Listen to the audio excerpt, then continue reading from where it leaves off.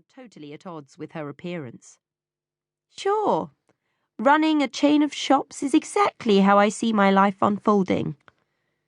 Good heavens! Only you could call the illustrious Worthington department stores a chain of shops. If your father heard you, he'd disown you. Sometimes I think that might be a good thing, Brianna admitted quietly. Melanie shot her a look of disbelief. You're kidding me. Then you'd really have to work for a living. So? You don't think I've got the stamina to do a 9 to 5, 5-day week? Stamina? Yes. Boredom threshold? No. You'd be tearing your hair out after a fortnight. Only if I chose the wrong job. And what, pray, would be the right job? The conversation was becoming way too serious for a Saturday night. Okay, you win. I can't imagine anything I'd want to do 7 hours a day, 5 days a week. She shuddered.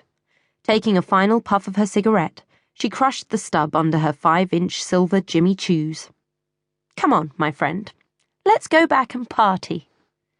Grabbing Melanie by the arm, the pair of them strode confidently back into the hotel, oblivious to the envious glances of other women and the frankly lustful gazes of the men.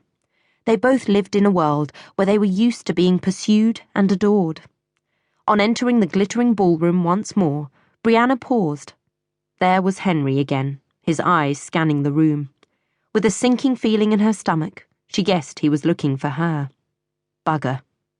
She liked him well enough, and had certainly known him long enough, because their mothers were great friends, but it didn't mean she wanted to spend the rest of the evening with him. Especially as he seemed to be angling to move their relationship on from friendship to something more. It simply wasn't going to happen. He might be good-looking, but romantically, Henry left her cold. What was it about rich men that made them dull? Maybe they didn't feel the need to try. Or maybe their lives were so empty it left them with nothing interesting to say. Henry's on the prowl for you, Melanie whispered, nodding her head in the man's direction. Which is why I'm about to make a run for it. Her friend chuckled. Coward. I prefer to think I'm being kind. Abandoning me is kind. Not giving Henry grounds for false hope is kind. Abandoning you is a necessary step. But one I know a best friend will forgive. Not allowing Melanie a chance to reply, Brianna darted out of Henry's line of vision, offering her friend a silent apology when his gaze fell in her direction. Feeling every inch the coward she'd been accused of being, Brianna sneaked round the outside of the room and headed for her mother's table. Dull and rich, the words haunted her as she walked. They applied just as easily to women, too, and were exactly what she feared was happening to her. It was all very well being rich and pretty, but really, what did she actually do? What was her purpose? If she wasn't careful, she was going to end up being a bland, rich lady. One of those who lunched, played tennis, and waited for their equally boring partners to come home. It was a sobering thought. Sobering enough to dim the champagne high she'd been slowly cultivating all evening. Time to head to the refuge of her mother. Approaching her table, she found her deep in conversation with Henry's mother, Abigail. I'm sure it won't be long before Henry and Brianna get together, she overheard her mother saying. They make such a lovely couple. And I wouldn't have to worry about my in-laws coming for tea. The two ladies chuckled.